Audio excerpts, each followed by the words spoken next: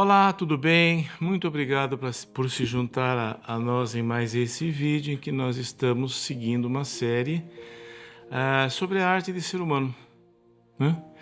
E hoje nós vamos dedicar algum tempo falando de um aspecto da nossa natureza e que é extremamente importante, ao mesmo tempo que pode gerar alguns problemas, que seria a nossa natureza inquisitiva, né?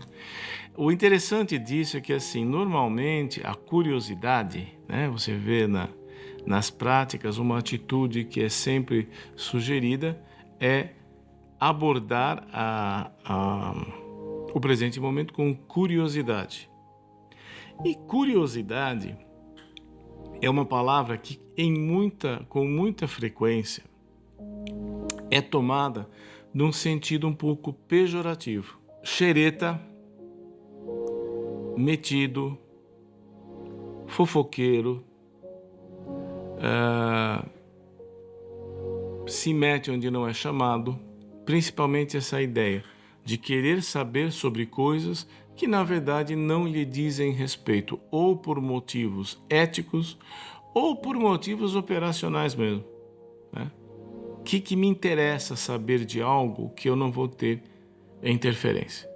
É a síndrome do telespectador, né? A síndrome da pessoa que assiste determinados programas, chamam-se shows de realidade. De realidade provavelmente não tem muita coisa, mas é para poder ver uma coisa, uma cena da qual eu não faço parte, então eu vou sair ileso.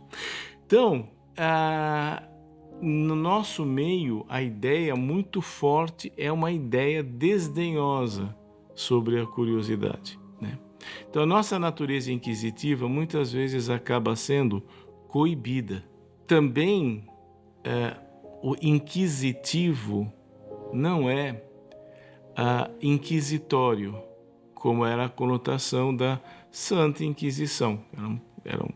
Eram entrevistas que eram feitas em que havia tudo menos curiosidade. Havia apenas o interesse de recortar determinados aspectos para decidir sobre a culpabilidade ou não de uma pessoa. Nosso sentido de inquisitivo parte de outra coisa. Você pode ser muito curioso sobre os outros, o que também em si não chega a ser um problema, porque nós precisamos da figura do outro para formar a nossa identidade. Qual é o critério que a gente tem para falar, por exemplo, uma determinada roupa está fora de moda? Se há 15 anos atrás eu usava, ninguém mais está usando. Eu estou percebendo que não é o caso porque não tem mais ninguém usando. Claro que isso é modulado, claro que isso é mais nem menos, mas eu quero dizer apenas que a ideia do uso e costume, ela permeia a nossa liberdade ou não, né? O nosso conforto maior ou menor em fazer uma determinada coisa. Então, a curiosidade sobre os outros é de uma ordem, mas aí nós temos a curiosidade sobre nós mesmos. Esta é a curiosidade da atenção plena. Por quê? Esta curiosidade, né, e pode parecer que não, mas quando eu me torno curioso acerca de mim mesmo, existe um giro dialético interno, existe um giro de entendimento das coisas que pode ser revolucionário, pode ser transformador. Porque, no mais das vezes, nós não temos curiosidade sobre nós mesmos. Agora, o importante não é estar curioso sobre aquilo que eu gostaria de ser. Curioso acerca do que eu efetivamente constato nesse momento. Quais são as ideias que estão prevalecendo na minha consciência? Quais são as emoções que estão dando a temperatura mental de tudo que eu faço? Quais são as sensações corporais? Qual é a participação? De que forma o corpo está participando do presente momento, né? E através de é um exercício que é a prática, seja ela meditação, seja ela yoga, seja ela tai chi, qigong e assim por diante, de perceber o corpo e perceber a nós mesmos, nossas emoções, nossos sentimentos e pensamentos, sem a marca do julgamento. Então, para ser de fato curioso, eu preciso ser curioso sobre aquilo que eu vejo e não sobre aquilo que eu gostaria de ver. Porque aí você cai no julgamento, e o julgamento mata na cabeça, né? O auto-julgamento sobre os pensamentos mata na cabeça toda a experiência do mindfulness, da atenção plena. É outra coisa. Se você estiver julgando ali, você está fazendo outra coisa que não é mindfulness. Detalhe, outra coisa relevante, tá? Ninguém tá jogando fora, não. Nós estamos falando aqui de eficácias, eficiências diferentes. A curiosidade pode ser entendida, deve talvez ser entendida como uma atitude, que é simplesmente quando eu me dou conta, ok, eu tenho uma natureza curiosa, né? Já que eu tenho uma natureza curiosa, como é que eu posso pôr essa curiosidade a favor de bons resultados para mim mesmo e para o outro? Ou seja, como é que eu posso ser ético em relação à minha curiosidade? Esse é o ponto-chave, esse é o ponto essencial. E esta atitude não deve ser confundida, essa atitude de curiosidade não deve ser confundida pela busca pelo êxtase, pelo arrebatamento, pela excitação, né? Seria a busca por novidade, basicamente, né? E a busca por experiência, e também uma outra forma de curiosidade. Essas duas não tem nada, a princípio não tem problema nenhum, fazem parte de uma personalidade normal. Quer dizer, a ideia dos estudos em personalidade não é simplesmente detectar a personalidade em que as coisas andaram mal, não foram bem, mas também o que você pode ter para permitir a formação e a sustentação de uma personalidade adaptável, flexível e capaz de produzir boas experiências sociais. Isso também é uma característica importante. A personalidade tem os aspectos mais fixos e a personalidade tem também os aspectos flexíveis. O ser humano aprende, nós aprendemos. E isto é o núcleo da sabedoria, a capacidade de aprender subjetivamente e bem. E o ponto que brota, que desperta esse mecanismo, desencadeia esse mecanismo, é exatamente a curiosidade. Essa que nós estamos falando. Então, a curiosidade em si, nós podemos entendê-la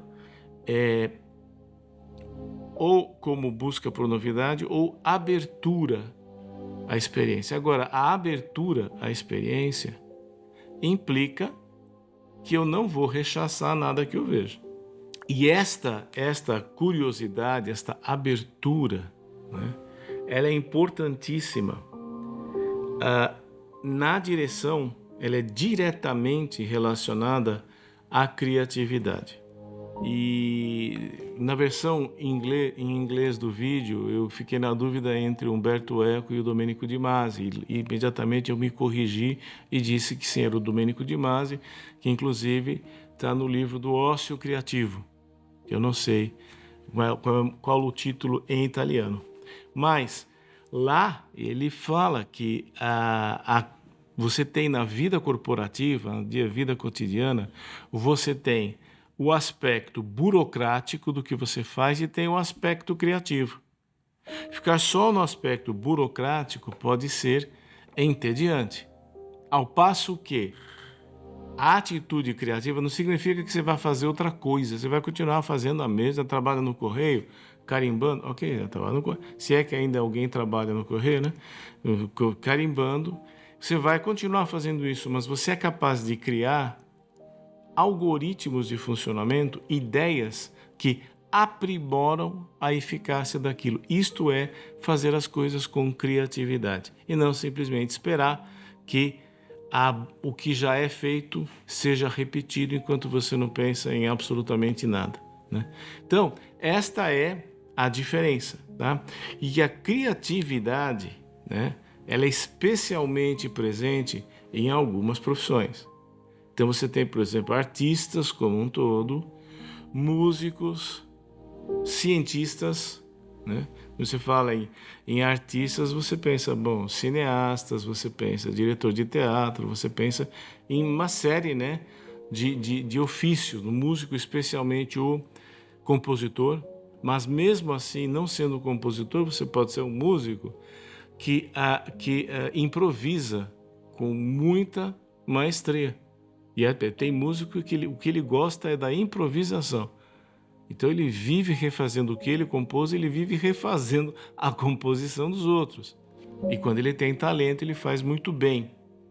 Então, a curiosidade está diretamente ligada à criatividade. Se você quiser pensar, podemos até pensar assim, que o próprio fato de você dirigir a curiosidade sobre o que você sente, sobre os seus pensamentos, sobre as suas expectativas e o seu corpo, o mero fato de levar a lente para aquilo, em si, já é criativo, já é capaz de produzir modificação interior.